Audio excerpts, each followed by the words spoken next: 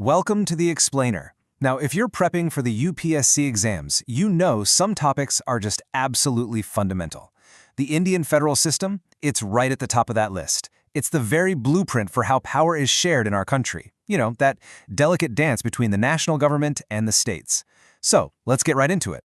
So how do we wrap our heads around this? Well, the source material gives us a pretty great analogy. Just think of federalism like the rules of a house shared by a powerful big brother, that's the center, and a younger sibling, who are the states. You know, who gets the TV remote? Who decides how much we spend on instant noodles? It sounds kind of simple, but these power dynamics are a perfect mirror for the high-stakes constitutional balancing act that's happening in India all the time. All right, here's our game plan. We're going to start with the basics of what federalism even is, see how it stacks up against a unitary model, and then we'll really dive deep into India's own special brand, the quasi-federal system.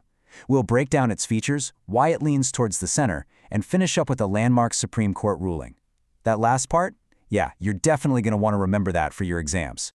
Okay, first things first. What in the world is federalism? The name itself actually gives us a massive clue. At its very heart, it's all about an agreement, a deal. Yep, the word comes straight from the Latin fadus, which means a treaty or a pact. And in today's world, that's exactly what it is, a political agreement between two levels of government. You've got your national government, and then you have your regional governments, like our states. It's the formal rulebook for sharing power. Now, of course, not every country plays by the same rules. In fact, you can generally sort governments into two big categories, the federal model and the unitary model. Okay, this table is super important for getting the difference. In a pure federal system, like the United States, you've got dual governments, and power is split by a written constitution that's the supreme law of the land. The courts have to be independent to sort out any fights. But in a unitary system, like the UK, all the power is held by one single national government. Any power the local bodies have is basically on loan from the center. It's not a constitutional right. So the big question is, where does India fit in? Did we just pick one and run with it? Nope, not at all. The framers of our Constitution cooked up something totally unique, a compromise that was built specifically for India's one-of-a-kind situation. You know, the Constituent Assembly went with a federal setup for two very, very practical reasons. First, just look at the map. India is huge. There's no way a single government in Delhi could run everything effectively. And second, our diversity is just mind-boggling. To make sure thousands of different cultures, languages, and communities all had a voice, power had to be shared. A unitary system just wasn't going to cut it. Now, you really have to pay attention to the exact words here in Article 1. Dr. B.R. Ambedkar, the main architect of our Constitution, was incredibly deliberate when he chose the phrase Union of States over Federation of States. This was no accident. It was a massive statement. So why union? Well, that one word makes two things crystal clear. First, unlike the USA, where independent states decided to come together to create a country, India's states didn't sign a deal. They were already part of one unit. And second, and this is probably the most important part, this union cannot be broken. No state gets to just pack up and leave. The country as a whole comes first. And this slide shows you exactly which playbook we borrowed from. Our model looks a lot more like Canada's than America's.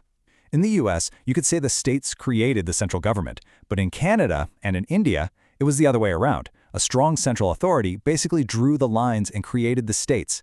This setup, by its very design, leads to a much stronger center, which was something our founders felt was absolutely necessary. All right, so let's get into the nuts and bolts of the Constitution. You can really see this two-sided nature in its features. Some of them are classic federal ideas, but a whole bunch of others give the center that big brother advantage we were talking about. So here you've got all the classic signs of a federal system. We've got a dual polity, governments at both levels. We've got the world's longest written constitution, which spells out who has power over what through the three lists. The Constitution is supreme, our judiciary is independent to act as the referee, and our parliament is bicameral. It has two houses, with the Rajya Sabha, the Council of States, specifically there to represent the state's interests. But, and this is a really big but, the whole system is definitely tilted towards the center. The Union list has more subjects and, frankly, the more important ones. There's only one constitution for everyone. The emergency provisions let the center completely take over a state's government. We all have single citizenship, not dual like in America. And then you have the governor, who is appointed by the center to be its eyes and ears in the state, and the All India Services, which are recruited by the center too. All of this gives the center a whole lot of power. Okay, so we've established we have this complicated hybrid thing going on. But what's the final verdict? How has it been interpreted? This is where we turn to the political scientists and, crucially, the Supreme Court. And I mean it. Pay close attention here. This stuff is pure gold for your mains answers. So, the famous political scientist Casey Weir took one look at our system and called it quasi-federal.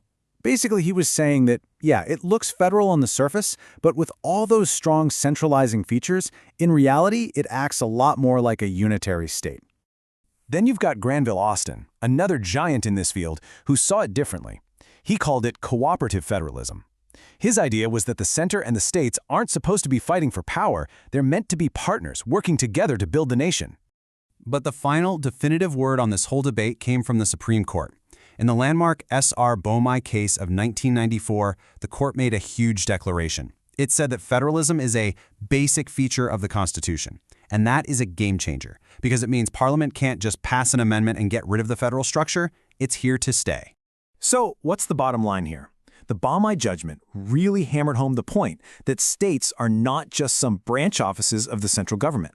They have their own independent constitutional identity, and within their own territory, they are supreme.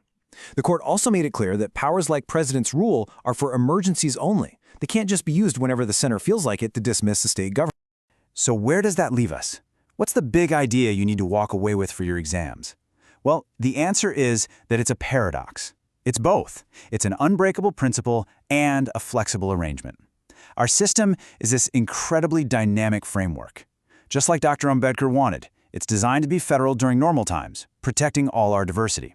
But when the unity of the country is threatened, it can shift and become unitary. It is, in the end, a continuous, delicate balancing act.